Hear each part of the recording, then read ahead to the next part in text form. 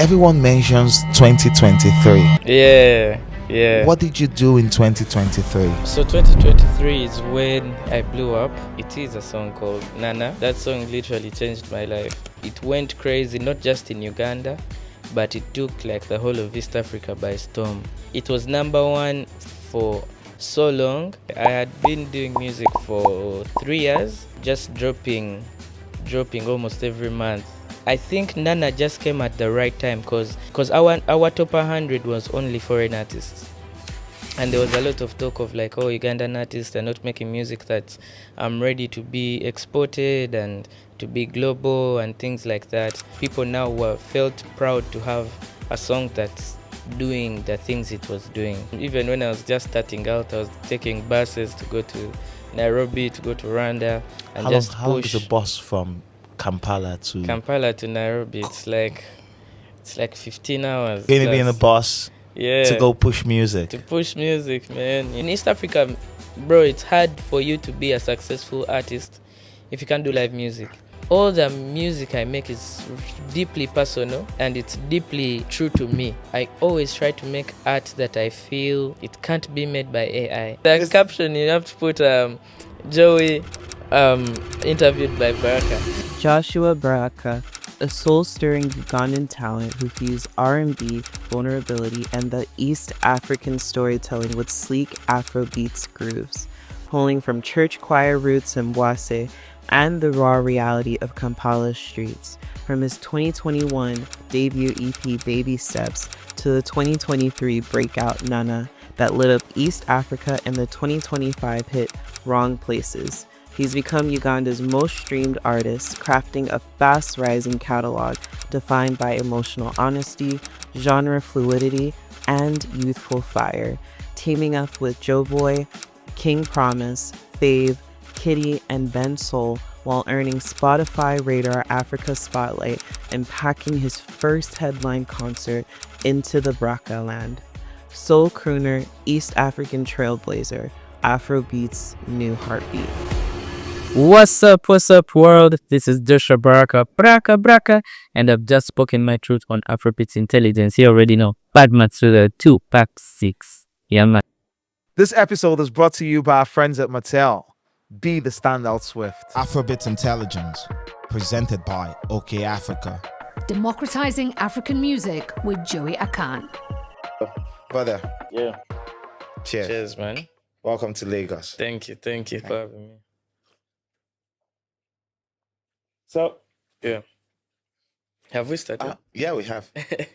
So let me first ask you the first question. As I said, I won't hijack the pod today. Okay, let me hear. I wanted to ask a question. Okay. You seem like someone who thinks a lot, right? That's all I So do. for someone like you, I would want to know what makes you laugh. Who are you? What kind of humor like always gets you, like that one thing that if you always, maybe can be a person, or like a kind of, a kind of genre of humor or something that always gets you. I like the smallest things. Yeah. Like, just imagine someone shows up and says, you insulted a guy named Terry. Yeah. And then he kills you. Yeah. That means you've been killed by dysentery. So, that's very terrible. But yeah, it's that type of joke I like. Okay. So I have a ton of those sort of jokes. Okay. So that's the thing I love the most about me, you. I like one thing that always gets me is watching videos of people falling down. Why? I don't know. It's just, I don't know. And falling down is the most embarrassing thing. Like every time you fall down, when you're down on the floor, like a lot of things go through your mind. Like, should I stand up immediately? Well, the last time I fell. Yeah. Last time I fell, I woke up, I started researching how to get fake passports so I could start a new life in Mexico. And you always fall in the most random moments, man. Yeah. There was a time I was in like a house party.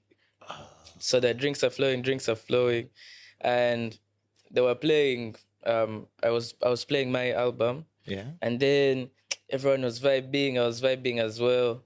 So I wanted to sit back, but I thought there was a chair, but there was no chair. way. So I just sat down. You hit the floor. I hit the floor. Did everyone man. scream? Yeah, crazy. And it's the girls who had to pick me up, man. Oh, bro. Nah, I wanted to leave. I wanted to leave immediately, but anyway. So you party often? Yeah, I like to party. But I feel like of late I've reduced how much I party. Why? It's just a lot. It's just a lot these days, you know. Did it come with increase in success? Yeah, definitely. I feel like the more popular I became, the more taxing partying became as well, you know, because you're always thinking like, damn, are these people looking at me? Like, you know? So it's crazy. But I still have fun, you know, when I'm with my people, I'm in the right space, I'll go crazy. But now I have to be more conscious, mostly if I'm not around like my people. You know what I mean? So Where's your best city to party so far? my best city to party, Kampala, of course. Kampala is crazy. Amazing. What is in Kampala parties? A Kampala party is raw. It's gritty. Everyone is dancing. Everyone is there to have fun. The drinks are flowing, and it's just good energy. Everyone is always down to have fun, and people actually dance, and it's always crazy, man. I love a Kampala party. I love Kigali parties, mostly the house parties. Yeah, I've done one in Kigali. Yeah. You know what I'm saying. Yes, I They're do. always crazy. I do. Yeah, man. I think those are my top 2 places to party. I'm assuming it's Lagos for you. Lagos didn't used to hold so much in terms of like party value for me because I like to express. I'm a very expressive guy. Yeah. I want to party. I want to You wanna dance. Yeah, I want to You're my dance. guy. You're my guy. I want to go. Yeah. Like that's how I approach parties. I really want to party, you know? Yeah, so Like there are times during certain parties that I'll go ask the organizers, hey, the full extent of party that you have laid out in front of us, I have partied it. Yeah. Can you perhaps show me more party? Is there any level of enjoyment here that I haven't like experienced? I would want to experience you're it looking because for something new. Not new, more. Yeah. You know, it doesn't have to be new, more. I hear you. I hear So that's how I party. Lagos didn't used to do that for me because of what the clubs became. you. Yeah. But in the last Same, 2 years, honestly. in the last 2 years, we developed the house music tradition here. Yeah. So the More cultural raves groups, have come the raves here. have come here a Yeah. lot. Even the person before the last interview I did was a pioneer. Her name is Aniko. Yeah. So Aniko is like the biggest. I've seen her on the So Aniko is the biggest. She was just here a few hours ago. Yeah. So until that happened, I wasn't enjoying parties, but now I do. Yeah. But I also love. Last week I did the Kenyan party. Yeah. I did Nairobi. I did Mombasa. Yeah. Crazy. Nairobi is amazing. The but rave Amsterdam- culture there is also But Amsterdam, though. okay. I Amsterdam. see you. I see Amsterdam. you. You know, but I feel like Europe is the best place to be in summer. You know, like Yeah, of around course. summertime. It's amazing. The parties are amazing. Everybody's Everybody's free, happy. You know? Yeah. Bruh, it's crazy. It's crazy. I sound so privileged right now. Which is a good thing. Which is a good thing because that's what success gives you. Yeah, of course, man. It's a blessing, you know? It's a big blessing.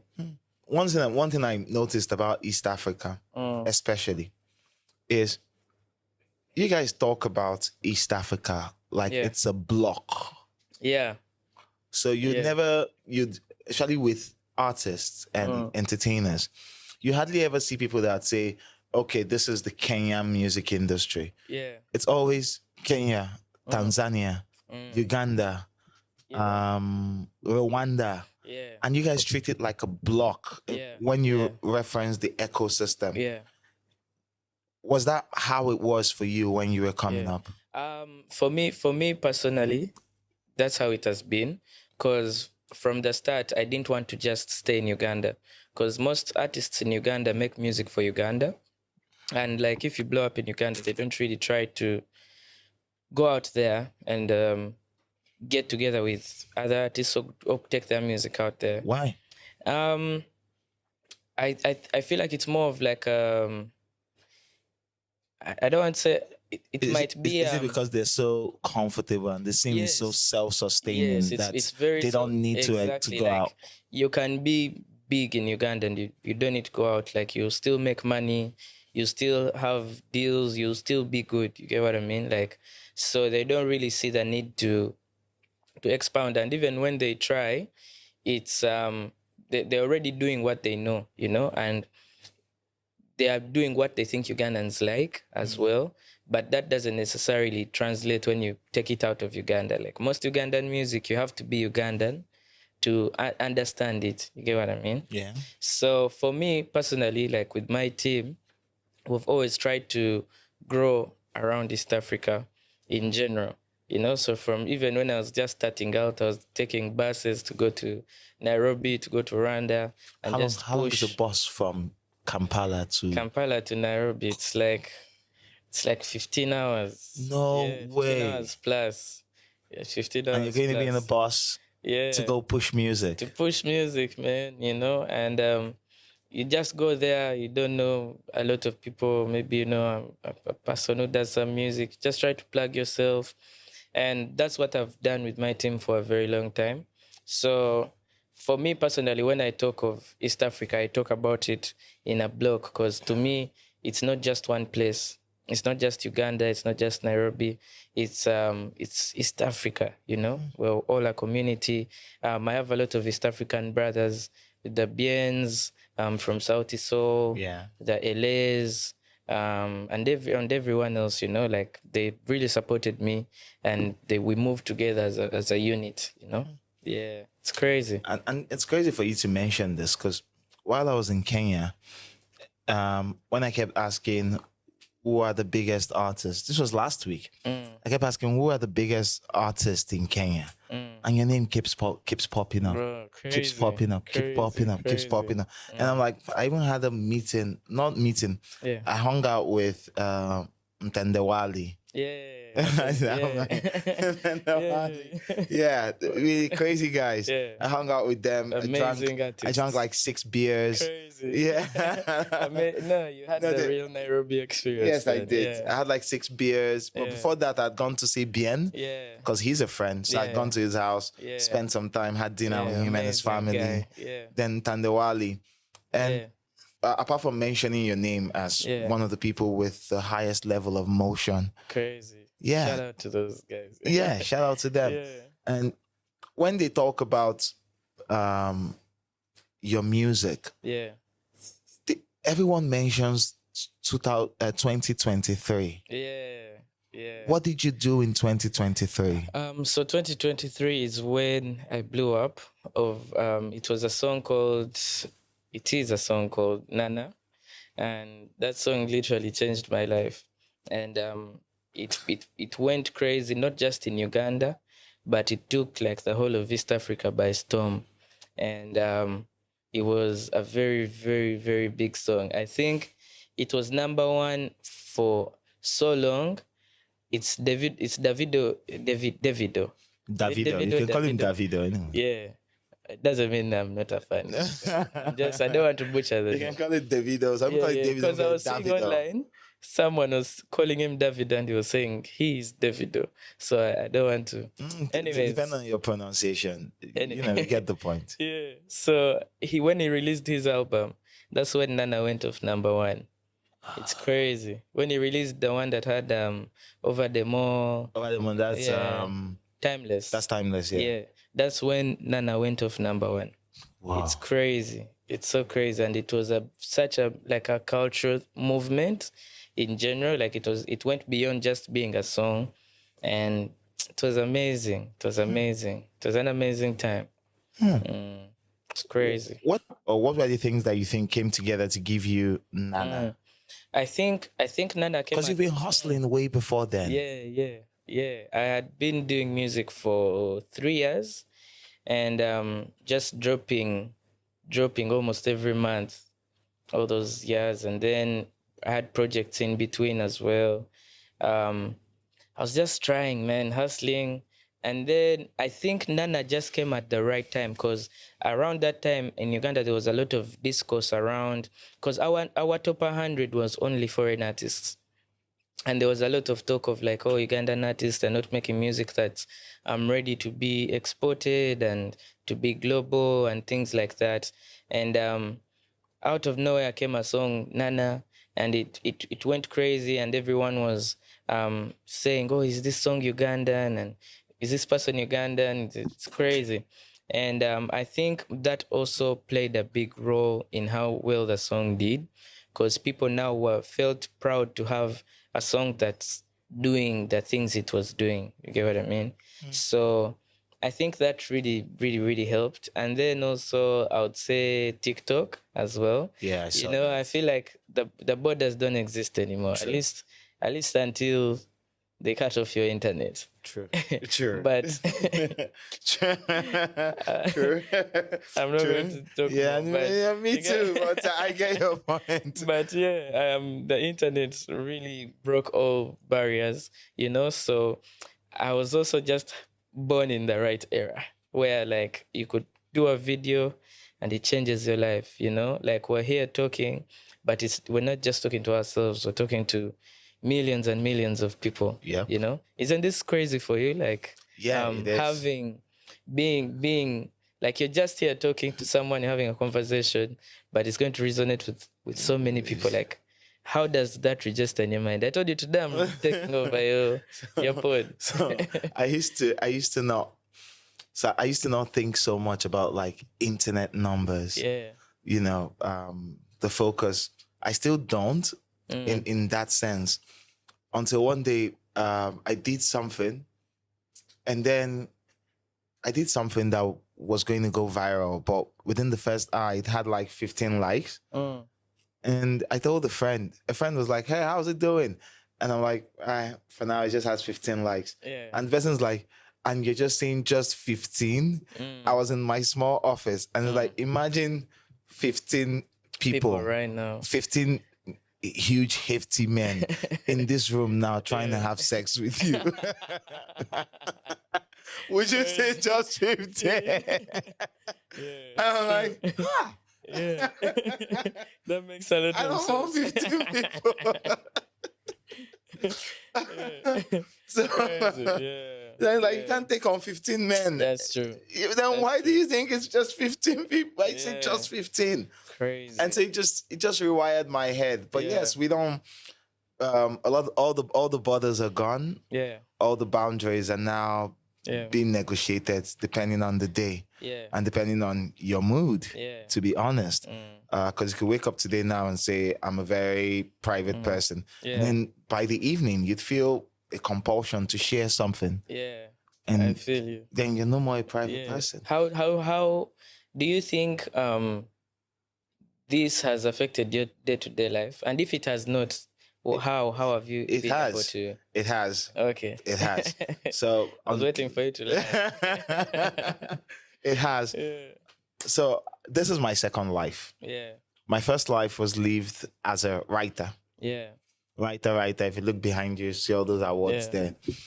Those are just songs, man. Those are from writing. Crazy. Yeah, writing. I did everything locally. Then I did international, New York Times, New Yorker, CNN, Fade Out, Complex. Come on. You know, you know how it is. And then, but with writing, I could stay behind the scene. Yeah, I could, and then the moment, I don't know, I got the idea from a madman that I should do a podcast. Yeah. And then I launched the podcast, and now I don't like. I'm Z-list celebrity. I don't like. Z-list. Well, I like to call myself that, but I don't like. While I like what it did to my pocket and my earning capabilities, and in terms of the ability to get things done, access also it also helps. But I don't like the fact that you always have eyes on you. And the things you say are not just words anymore.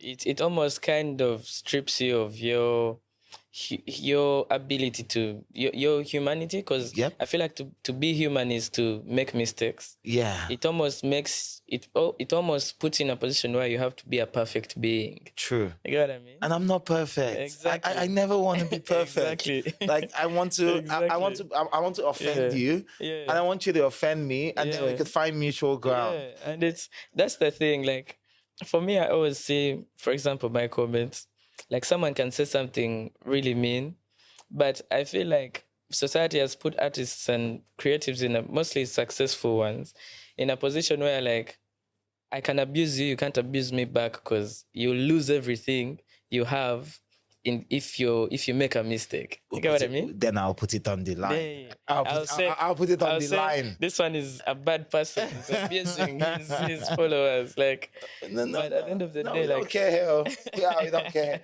That was in the past. Now we don't. We don't. And I love it, man. I love that artists are now standing their ground. You abuse me, I abuse you. I abuse you back, bro. There's no monopoly, man. There's no monopoly. See, it's the same thing. You open a portal. It works both ways. So I used to say, if you open a portal, like say in that outside on the other side of that portal are millions of people that you want to reach. But you've opened that portal to reach them. And you've reached them. What people don't understand is whatever is inside that portal can also stretch their hand too and reach you. Exactly. Because for me, I feel like trolls don't ever think they'll be singled out. You get what I mean? Like everyone is abusing. Why would they choose me in everyone who has abused? Why, Because for me, I remember when I was younger, I had like... You're still young. Yeah, but when I was much younger, I feel so old right now. Like I'm still young. And I can understand because you've packed decades into the last in the last 3 years. You've packed another decades into it. So I can understand that. So, but when I was much younger, I had an account. So I joined Twitter. So one of my managers, for him, is a Twitter guy, so he can tell you Twitter properly.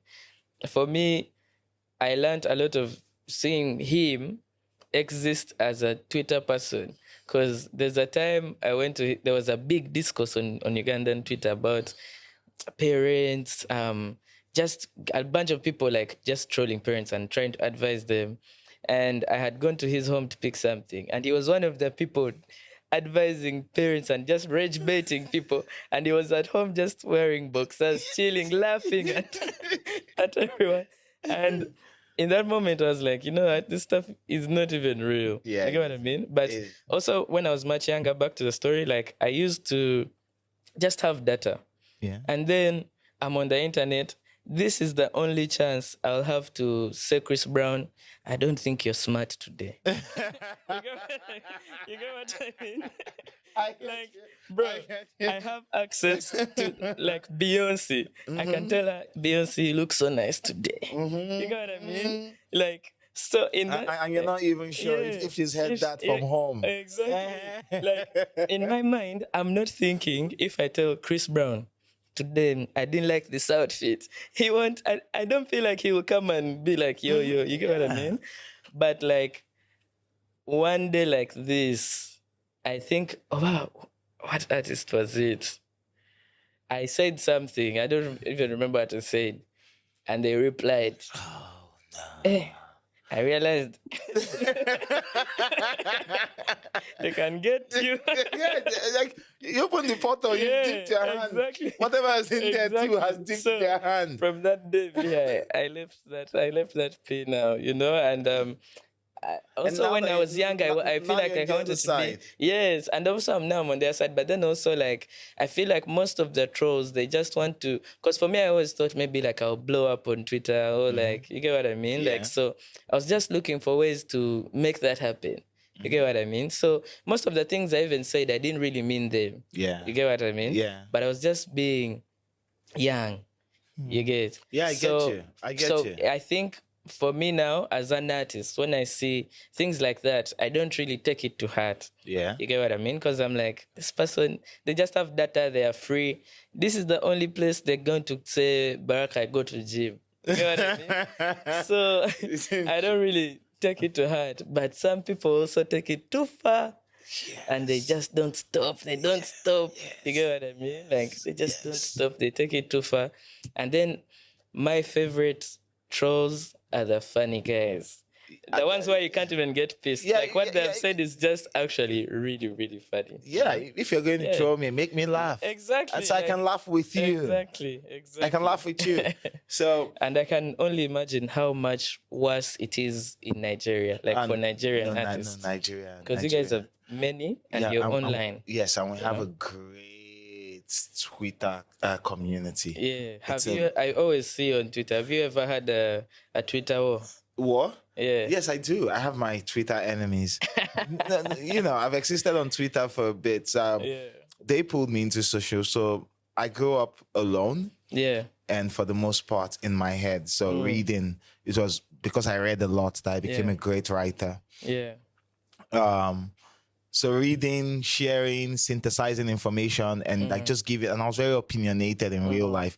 Even when I worked corporate 9 to 5 for over a decade. Yeah. You could not tell me anything. You have to explain, even when like there was no blind followership. Yeah. You have to explain to me why I need to fill this form. Yeah. Like even when they say, just do it, I'm like, no. Like, why do I have to do it? How is this important to to our goal, our shared goals in this organization? Yeah. And so without that, it's hard to get me to do anything. Yeah. So Twitter was, a few friends told me, you're very opinionated, you have fresh ideas, and you do good on Twitter. Maybe one day you might get 50 likes on your tweet. Yeah. I'm like, you were active there. So one day I just logged into the app because I already had an account, but it was just automated to all the things I write. Yeah. But one day I'm like, I logged in and I just started. Yeah. I'm like, this is lovely. Or you can't just be saying things. So I started saying things. Yeah. And it was shocking to me how the world was responding. Everyone kept saying, oh my God, Joey, you're controversial. Joey, you're this. And I'm like, these are the same conversations I have with my people. Yeah. These are the same opinions I hold. And then everyone started poking holes. Do you think Twitter, because now Twitter is just now so full of people who want to get other people mad. You get what I mean? Yeah. Do you feel like it's the same now? No, it's not the same now. Yeah. It's not the same now. For me now, it's mostly a work tool. Yeah. And then when I need to drive an agenda, I also do agendas. But I do like I like think of agenda or agenda. Yeah. Well, the kind of agendas I drive are agendas that apart from being weighty, the agendas that like help the space. Yeah, I liked the Rema discourse for his album. Yep. When his album dropped, I liked the discourse. I really, really loved the discourse, and I feel like that's another major difference between our industries. Mm-hmm. I feel like for this Niger, there's a lot of constructive discourse. Yeah. Like there's a lot of discussions about how to improve the industry. There's a lot of discussions about like, you guys are competing in streaming numbers. Yep. You get what I mean? Yeah. Like this person has more streams than this person. So everyone is switched on digital. Even if someone loves the artist, they want to get them more streams and stuff like that, which is not the case back home. Because back home, you can't compete in streams because people are not on streaming like that. They people aren't. Really... No, people are, but the artists are not about it. You get what I mean? For real? Yeah, like. You guys need a Kampala to the world. Then. Exactly. Because we didn't used to care so much about this. Yeah. Until the US brought a ton of dollars, and then mandated via contracts, mandated us to move from a singles market to a project market. Yeah. And so with that, success, we started redefining success by it has good how and the bad album, because for me it has good and bad parts. Yeah. The good part is now you can track, measure, monitor, and analyze your data numbers. But the bad part is we've removed that number tracking, that focus on ones and zeros. we've decoupled it from the act of creating. Yes. So now we're just numbers. producing. Yeah. As long as it gets you the numbers, it's not about the art anymore. Yeah. So now that's the difference. Now in East Africa, it's all about the art. It's all about the stuff you make. And people are not yet digitally switched on. Like even the people who stream, they mostly stream other people, like other parts of the world or other parts of Africa's music, because other parts of Africa have really invested in pushing that. You know what I mean? But our own artists most times are more laid back on that. You get? But of course now we're having a generation that's trying to get people onto streaming, trying to get people to understand digital stuff. But most of our discourse is always like, how do we export music?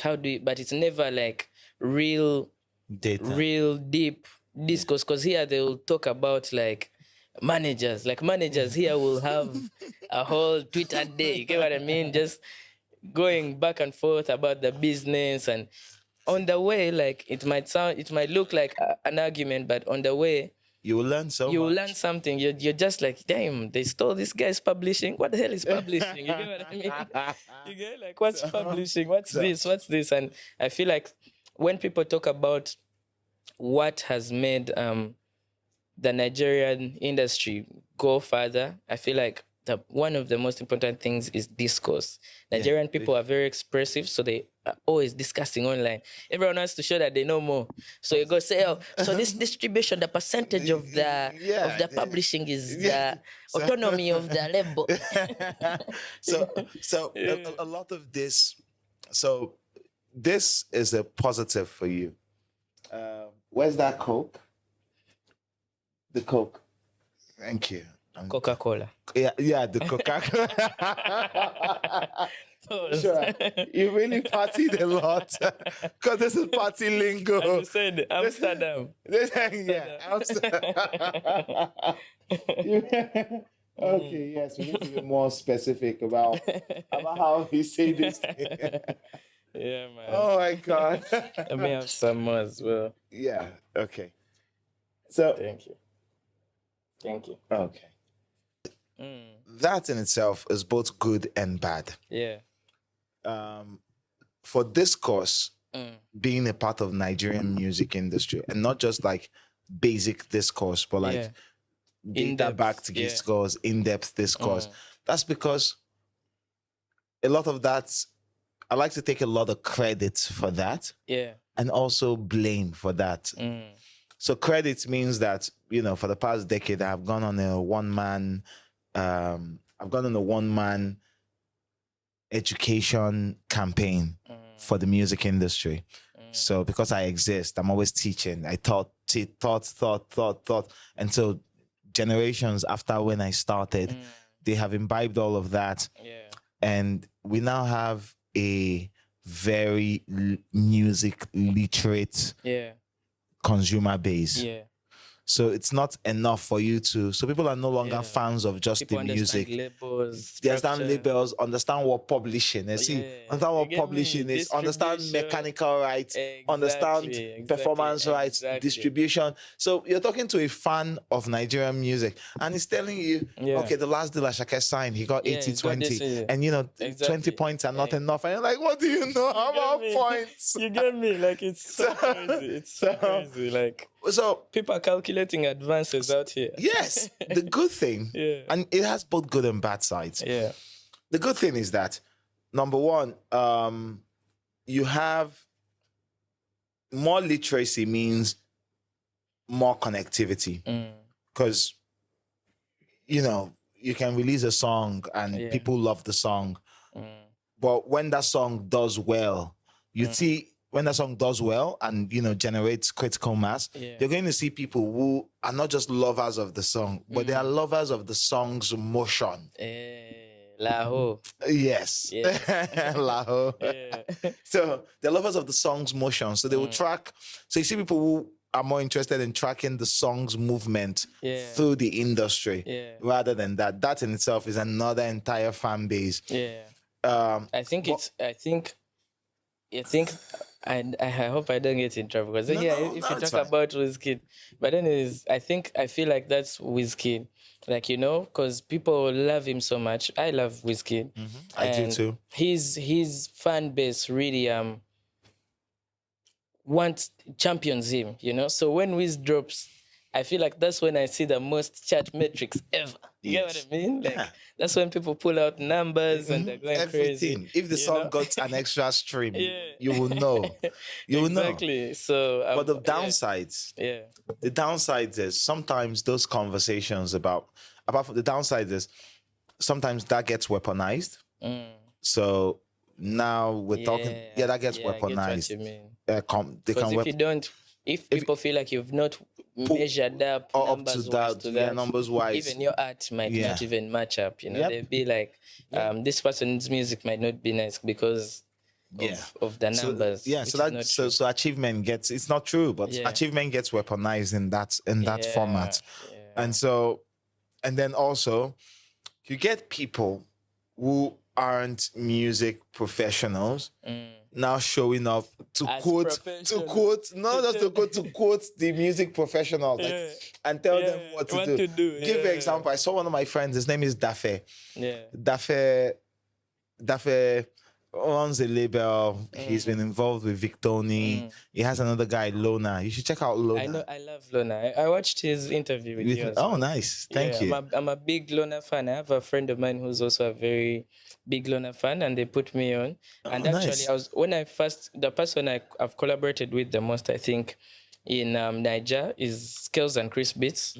And when I was with Chris Beats, he loves Lona, so he always kept telling me about him, and that's how I got into him, and I really like his music. Chris Beats and continue. Sorry. So so someone he tweeted something about his work. Yeah. He's also done a lot of other things. They call him Party Boy. Yeah. He's done a lot of other things. One of the people I absolutely love and respect. I'm so happy to see him whenever I do. Shout out to him or Dafe, Party Boy.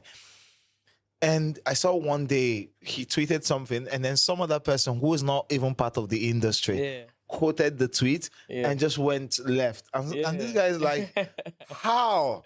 And someone's like, another exec told him, leave him now, he's an enthusiast. Yeah. And the guy is like, just imagine that one day I become a cement enthusiast.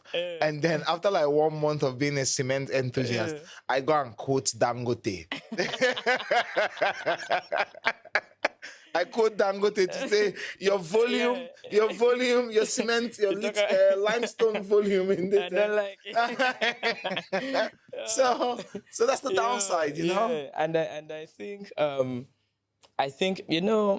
before, as I said, like before the internet, there was a lot of mystery around art, around artists, around a lot of things. But now I feel like everyone thinks they know everything.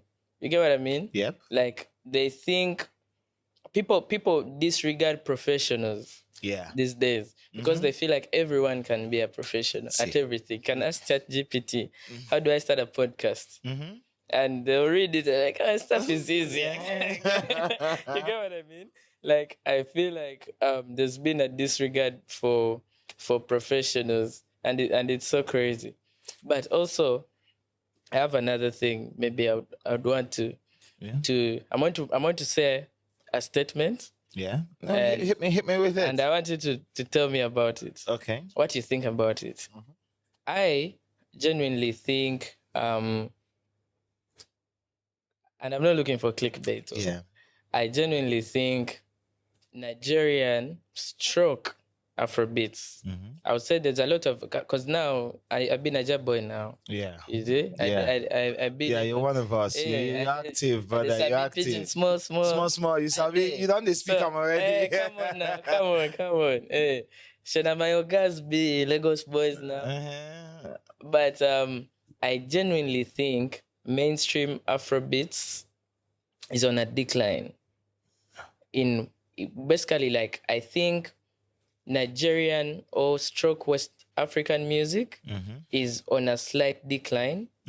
And I think the industry the sound Yeah. is going to shift more from not necessarily not being necessarily Afrobeats only, but more African music. So my question is like, in your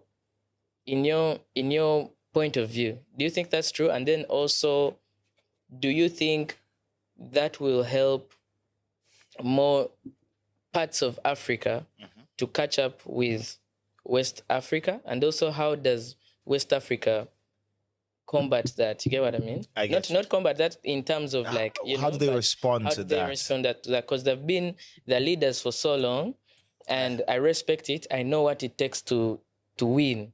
I know what it takes to be on top of your game.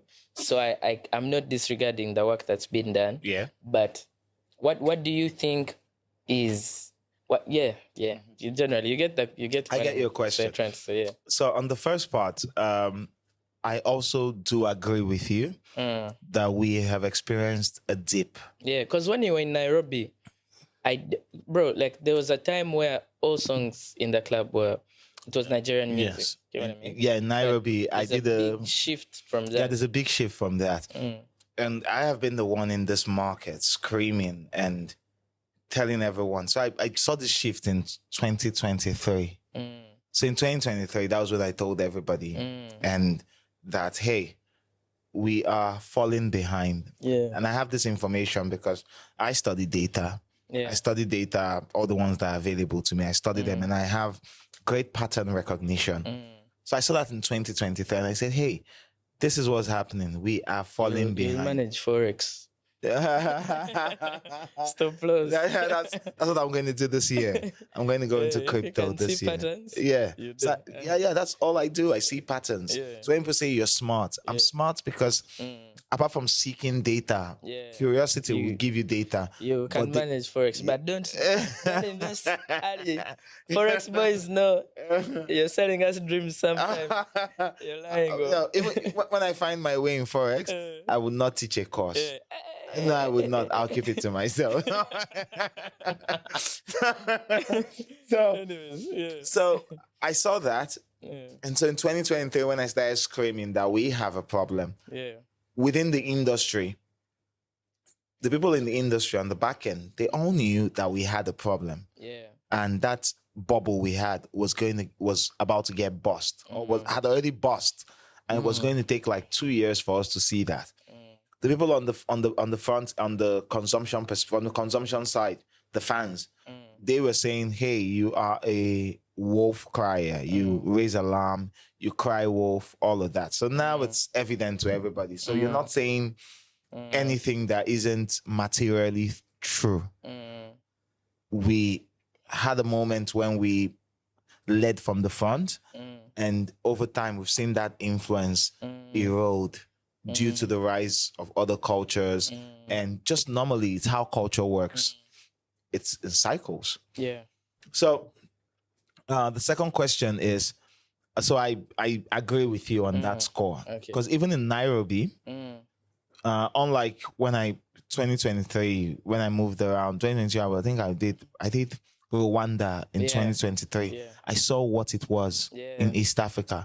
Last week, I spent a week in Nairobi and Mombasa. Yeah. And there was almost no Afrobeats being played. They're championing their own. They're championing US as well. Yes, I saw no Afrobeats being played. It was only a club, a Nigerian club. I think, is it iRace? Was it iRace? I know I was taken down there by Mutuma from 1 RPM. Took me down there to you enjoyed East bro, Africa. I know people. I know people. I know people. Everyone you're saying is a good representative. Yes, now I know Africa. people. Yeah. I know people, man. I'm tapped in. Come on. Yeah. Cheers to your folks, mate. Yeah. So Mutuma took me around, and then it was only there that I really heard Nigerian music. Yeah. And as a music, researcher, every time I was moving around, I'd hear songs I didn't know about. Once I say it moves the crowd, I'll go ask who dropped the song, who has the song, what does it represent to you people, what's the cultural backstory behind this, the song, and I understood it. So you're not. So how are we combating it? Yeah. Do you think it has been realized here? No, it hasn't. Yeah. No, it has. It has. It was. We were in denial for 2 years, 2022 and 2023 and 2024. But after Rema's calmed down, did its thing and disappeared, and the Amapianos took over. Yeah. Even locally, the Amapianos took us over, man. They took us over. Crazy, bro. In Uganda, there's like whole events dedicated to South African culture, and I love it. So they took us over. So last year, we came back to the drawing board and we're like, even locally, we even stopped in 2024, especially, we stopped connecting with our local music. Yeah. Like our stars, the music was not connecting. Everybody was screaming that we are not enjoying Nigerian music. So 2025, everybody said, okay, forget everything. We're going to hone in on ourselves. We started making a lot more party music. Yeah. We embraced the things that made us special. And so we imbued love into local love back into our music. Yeah. So I believe this year is where last year was when we convinced ourselves locally again that this music is worth something. So this year, I expect us to take that conviction and go out again. Yeah. So that's what I'm expecting. Because for me personally, like, I feel like East Africa is in the same mind frame, but the other way. How? In that, like, for us now, we realize that there's a gap for what we can offer. You get what I mean? East Africans are storytellers. Every song has a story. Every song is a story somehow. You get what I mean? And East Africans are very good live musicians. Yeah. And also East Africans make... That's something we lack here. We're not great live musicians. Yeah, here in East Africa, bro, it's hard for you to be a successful artist if you can't do live music. If you can't do it band. I don't know if it's a Congolese influence, but if you have to play an instrument, you have to be good with live. Like, that's a big thing. And then I think also East Africa is now understanding a lot of the digital stuff, and our industry is very young, but it's now with the internet, we don't have to go through a lot of things too. Yeah. You know, so we're learning a lot of things.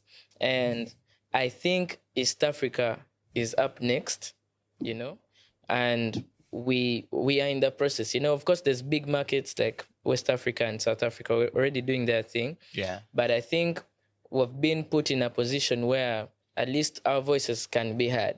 You get, because everyone is looking for something. At some point, Afrobeats became monotonous. Yeah.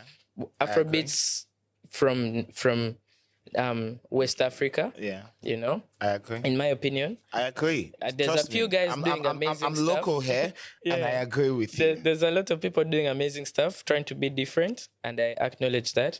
But a lot of the mainstream stuff is still, you know, and it has been like that for the last 5 years. So people are trying to look for other things, and I feel like that's also sort of what has helped me cut through. Yeah. And I'm just, as I said, I came at the right time. And for me, like, with African music, for me personally as a person, I don't think of it as music for just Africa, you know, like, at least my music, like, for me, I make music for the world, you know. I keep telling people I want to be bigger than Michael Jackson, you know. It's not an empty, you know, it's a big dream that deserves a toast.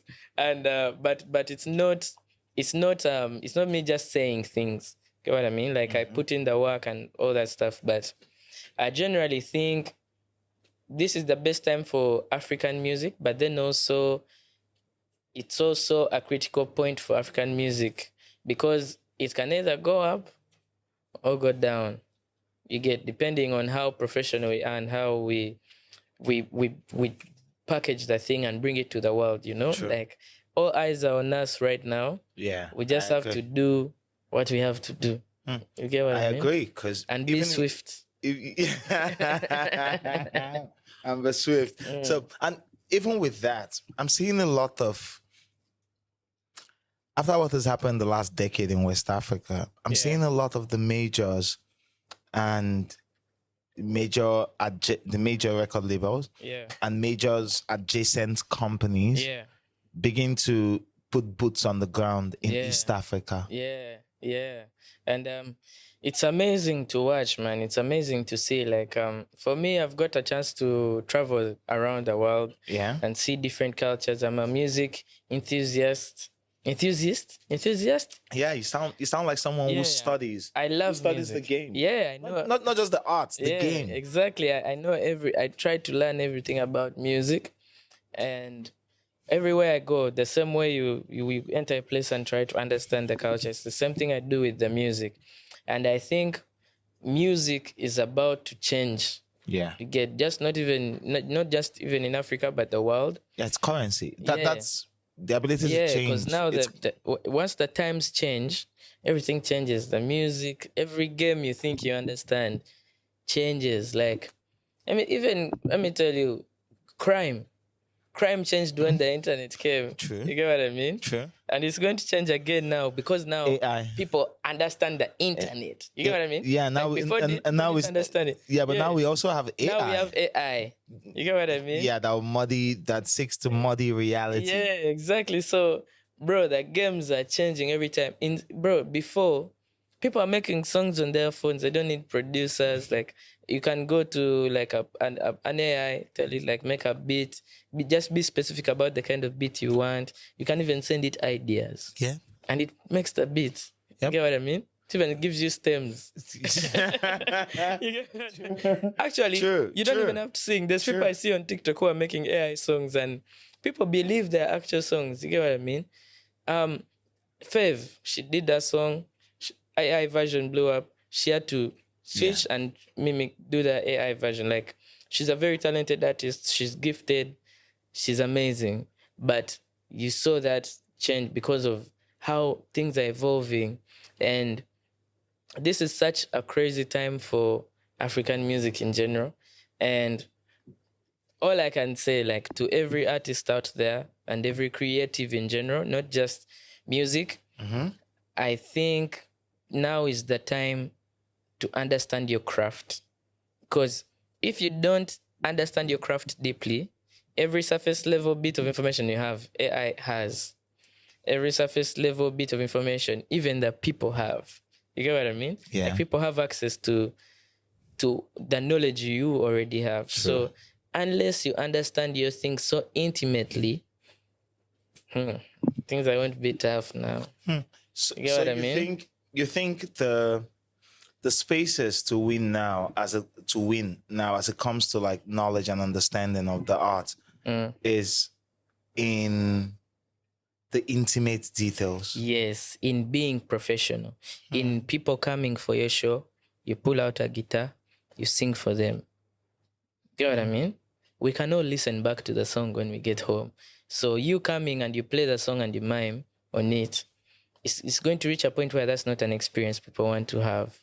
You get? We're now going to start selling human experiences, and that's me coming, I sing. That's me writing something that's so specific to the Lagos experience that I can't understand Lagos so intimately. I'll sing about the random suya place on such a road. I'll sing about this. So we're reaching a point where intimate human connection and relation will be the only thing humans can actually sell. You get what I mean? Yeah. Like, AI could draw a painting, crazy painting, but it will never draw that random tuku you took from Ikeja properly. You get what I mean? Yeah. So it cannot quantify the feeling you felt exactly, when and you went through that entire and the journey. understanding of it, in that, like, if that thing is there, for me, I ask people a question like, what do you love about what? If now, for example, I'll ask you, what do you like about Lagos? And and everyone always gives me a different answer.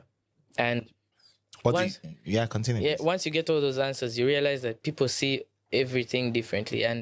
But then they have places that they say, like, if you see this is Lagos. This is a real Lagos experience. And we're going to reach a point where that's the only thing we can sell. That's the only thing that gives you an edge. Exactly. So for you to bring out musically, to bring out the idea of what Lagos is, you'll have to be so in touch with the art, so in touch with the skill, so that you can talk about Wikeja. You can talk about Surulere. From a deeply personal and romantic and people place. will understand it and to still be artistic. You get what I mean? It's going to take you way more skill. And I know saying this now is crazy because there's a lot more music that's so surface level that's going crazy right now. Like someone will just come and say, like they won't even say anything, put a good beat, it will go. Even if the beat is mid, like, and it will go. So, but that's only because people are now settling for less because there's more has not been, what is it, shone a light on. Yeah. But the shift is coming very, very soon. And yeah, man, I genuinely feel like that's what's happening. Maybe I'm just high, but we're live. Yeah, I get you. Yeah. Well, having this outlook, this holistic outlook on art and understanding your place in the game, how does that impact how you personally approach the game? It definitely determines how I make the art, first of all. Okay. Like for me right now when I'm making music, because I've got a chance to see a lot of different places, I'm not just making music that I think will fit one place. I make music that I feel will fit all the places I've been. And then also, for me, I always try to make art that I feel can't be made by someone else. It can't be made by AI. So all the music I make is deeply personal and it's deeply true to me. You get what I mean? Yeah. And I think I've kind of always done that, but in recent times, I've even done it more because of how I feel about and how I think about the game right now. Yeah. You get what I mean? Yeah. Yeah. It's crazy. It's crazy, crazy. Do you think, I feel like podcasts, you guys are still good, man. Because you get to speak about these experiences directly. So AI can't make a podcast. AI took over writing. Writing AI on a surface level, I feel like on a basic level. AI writing is like Wattpad. Yes, but on a basic level, so I don't think AI can you talk understand. about Lagos better than you. I know, of course not. Yeah. Jeez.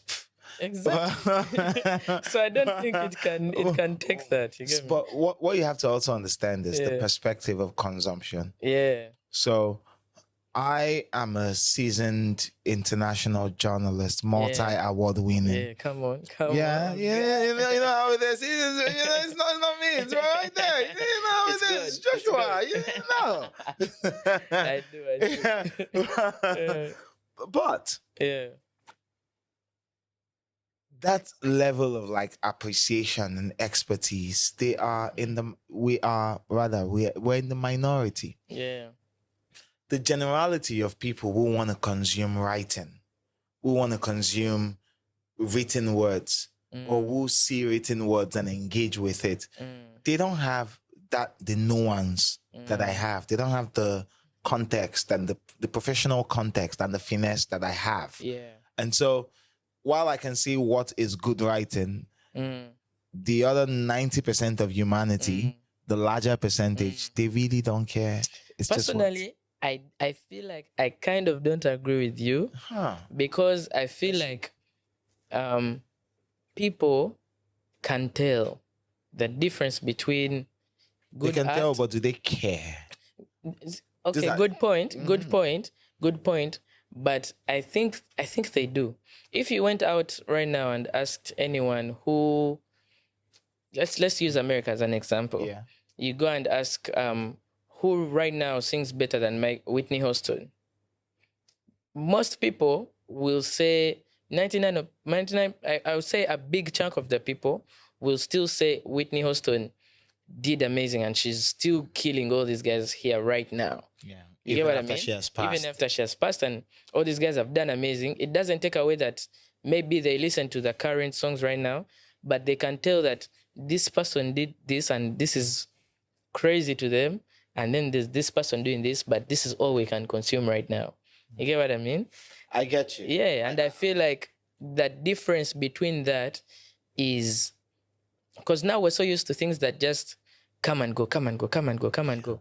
But I feel like the people who have stayed, you can tell, you can hear that there's a difference in the art. Yeah, you can hear the make. mastery. Yeah, you can hear that there's a difference in the art they make. And any normal person will feel that, will hear that. Like, of course, there's always this stuff that's warmed up and ready to eat. But once a person consumes real art, they'll feel it and they'll understand it. And they'll tell you, like, this is special. You get what I mean? Yeah. And I feel like the reason why actually we're in this position is that a lot of artists have disregarded how mature their audience is in terms of receiving art. You get what I mean? Yeah, I get like before, people, you had to bring your best. You had to make the best songs, put even key changes, because you knew your audience like that. They expect that. They expect all this crazy stuff. It had the modulations. Exactly, because we used to have bridges. Exactly, because people expect that, like, but those people are still the same people here now. It's just that as humans, we adapt, we adjust to what's going. Like, if guys are not making bridges anymore, let me leave bridges. I won't get stuck on that. I need to live my life. I have so much going on. So you get what I mean? But the audience is still so mature. You get what I mean? And we just try to dumb down things. And I blame execs. I blame execs because they come and tell artists, now this one won't work. People don't, these professionals, they come in studio, tell man, you see now this song, you have to keep it under 2 minutes, 30 seconds. People have a short attention span. When you say TikTok now, all this, you get what I mean? Now you have to say this word. This is a word that's going. Yeah, bro, that's data analysis. No, and that's okay, but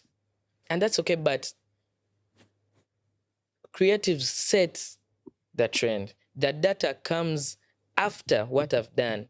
And if what I've done now changes the data, then I'm a pioneer and now I'm the norm. You get it? Now I'm the norm. So if you get what I mean?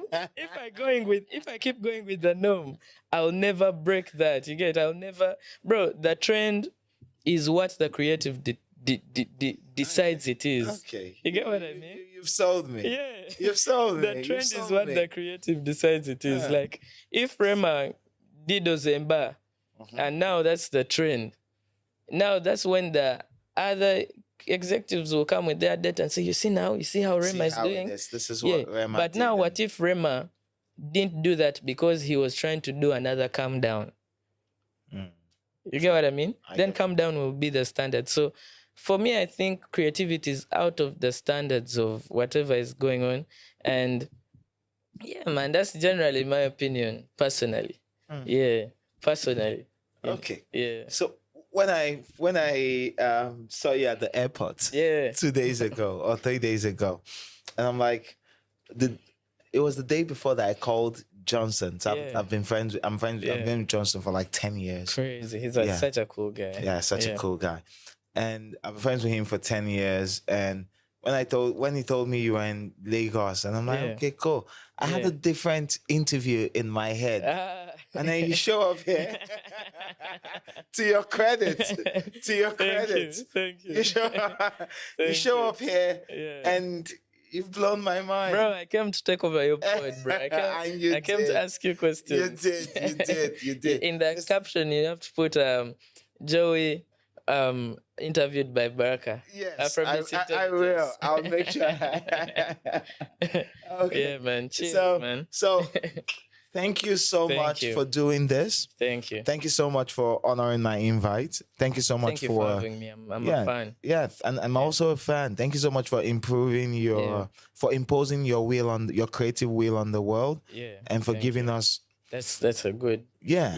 That's a good Yeah. way to describe Yeah, I that. think I'm for going to impose- start saying yeah, that. it's a creative I'm wheel. going to start saying that. It's a creative wheel. And I impose will on you imposed your creative wheel on the world. Yeah. Yeah. That's why AI can't write this. AI can't. Yeah. Come on now. AI, suck it. Thank you, brother. Thank you. Thank Man. you. Thank you. Before we go, Yeah. can I do a shameless plug? Yeah, do your plug. Let's go. My album dropped. It's called Juvie. Yeah, It Juvie. dropped end of November 2025. Stream it, listen to it, and yeah. Thank you. Thank you, Love you. Juvie. Yeah, Juvie. Juvie. You already know. Thank you. Yeah. Thank you.